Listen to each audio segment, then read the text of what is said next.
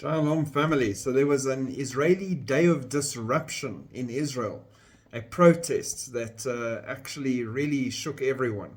Thousands of Israelis staged a mass protest blocking roads in Tel Aviv in what they call a day of disruption. Marking 9 months since the war in Gaza began, the rally started at 6:29 a.m. local time, the exact moment when Hamas launched its first rockets ahead of its incursion into Israel on October 7. Chanting "Deal now," they're demanding more action from the Israeli government to strike a ceasefire deal and secure the release of the remaining Israelis still being held hostage in Gaza.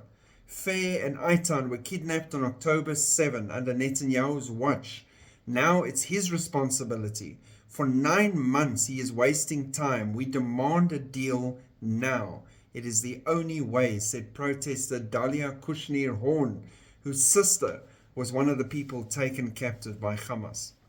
Tel Aviv has seen mass protests on a weekly basis that also have obviously political dimensions. Many protesters demanding that Prime Minister Benjamin Netanyahu call fresh elections and step down.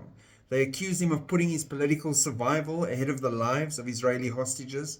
Meanwhile, Israel and Hamas are inching closer to a possible deal that he's working on. So he's really between a rock and a hard place. The people of Israel are getting angrier and angrier by the minute, rightfully so, fearing that their loved ones might actually be among the living and not the dead bodies being kept by Hamas and held back until an eventual disclosure that they were deceased. So there's all that tension, and he is trying his best to get things sorted. But at the same time, he's also got to watch himself politically, which he's doing, and that's going to be the death throw of the whole situation, because now it's not a time for politics, it's a time for action. And that's what Israel is saying to him at the moment. So very high tensions. And again, almost heading to that place they were at before October 7, where they were very split and very aggravated, and everything seemed to be unraveling in leadership and everyone against everyone else. We're seeing tension between the IDF and Netanyahu at a time when they're in an important war, when they're trying to resolve major issues. There shouldn't be that kind of tension, but there is. So keep praying for Israel.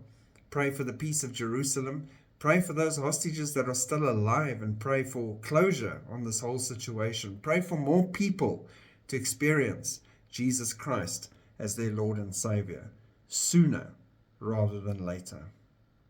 Shalom.